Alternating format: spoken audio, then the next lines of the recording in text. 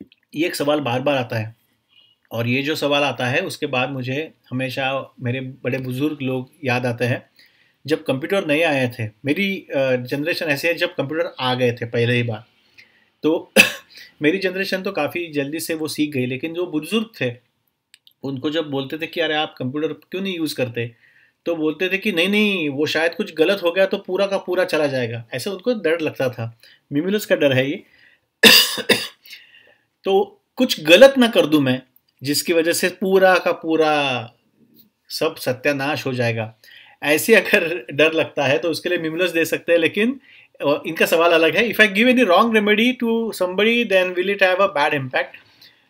तो नहीं, क्योंकि जो भी दवाइयाँ हम देते हैं वो दवाइयाँ हम अच्छे के लिए देते हैं, और दवाइयाँ देने के बाद अच्छे गुण ऐड हो जाते हैं, और बुरे जो गुण हैं उस दवाई के, जो हमने पॉजिटिव निगेटिव गुण देखे हैं, अगर ये समझ में नहीं आ रहा है तो सेकंड सेशन देखिए, क्योंकि उसमें हमने डिटेल से इसकी बात की है, what is the positive quality of a remedy और positive negative quality of a remedy.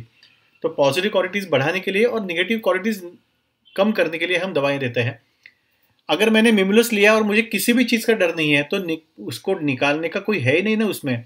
तो मिमुलस ऐसा तक करेगा कि मुझे बिल्कुल बेडर बनाएगा कि मैं पूरे टाइगर के सामने बैठूं और बोलूं कि चलो साथ में बैठ के सैंडविच खाते हैं।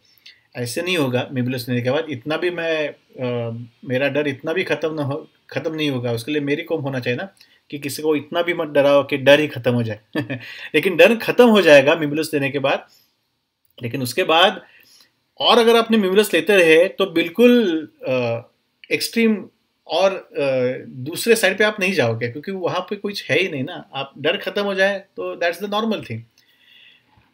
तर बेसिकली असं आहे की याचं उत्तर असं आहे की मी मगाशी म्हटलं त्याप्रमाणे की असे आपले जे आपल्या वरच्या पिढीची जी लोक होती ना, ज्यांची आता त्यांची वय 60 वगैरे आहेत, त्यांच्या 40शीत असताना ते कम्प्युटर्स आले भारतामध्ये, आणि मग त्यांना अशी काय भीती वाटायची, अजूनही खूप लोकांना भीती वाटते की मी एखाद्या काहीतरी बटन दाबलं, आजकाल आज्या आणि आई वडील असतात, त्यांना स्मार्टफोनची भीती वाटते की एखाद्या काहीतरी केलं तर सगळं डिलीट होईल, सगळं निघून जाईल, तर ती मिमुलसची भीती आहे.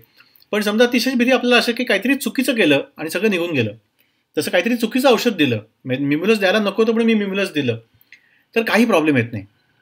कारण आपल्याला आपण मागच्या सेशनमध्ये बघितलं होतं, ज्यांना हे कळत नाही त्यांनी मागचं सेशन बघा, की आपल्याला प्रत्येक औषधाला एक पॉझिटिव्ह बाजू आहे किंवा पॉझिटिव्ह गुण आहेत की जे ते औषध दिल्यामुळे वाढीला लागतात, आणि प्रत्येक औषधाला काही निगेटिव्ह गुण आहेत की जे, किंवा निगेटिव्ह दोष आहेत की गुणदोष प्रत्येकामध्ये आहेत.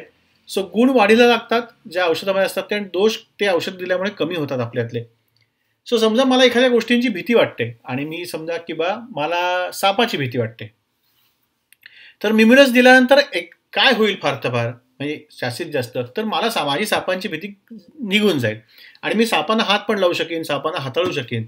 आता तरी पण मी मिमुलस घेतलं तर अजून काय होणार, मी काय सापाला काय खायचं का, काय सापाला काय सारखं गळ्या घरून पट्टा बांधून हिंडायचं.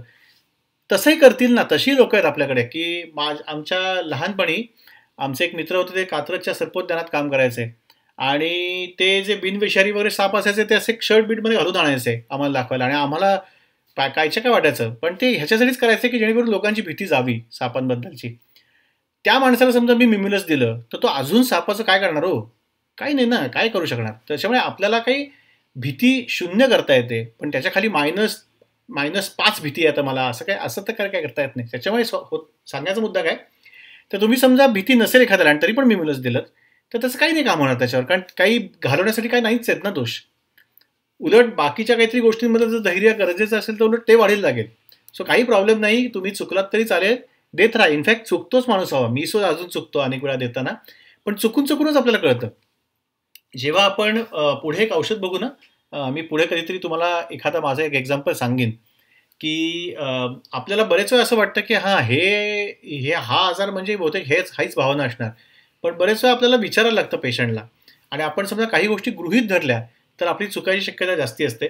आणि ते कसं गृहीत धरल्यामुळे चुकतो ते आपण बोलूच, ते येईलच आपोआप. एक औषध आहे, त्या औषधाच्या वेळी मी तुम्हाला गृहीत धरल्यामुळे कशा चुका होतात आपल्या ते तुम्हाला सांगेनच मी, पण ते औषध येऊ दे, ते आत्ता नाही सांगत.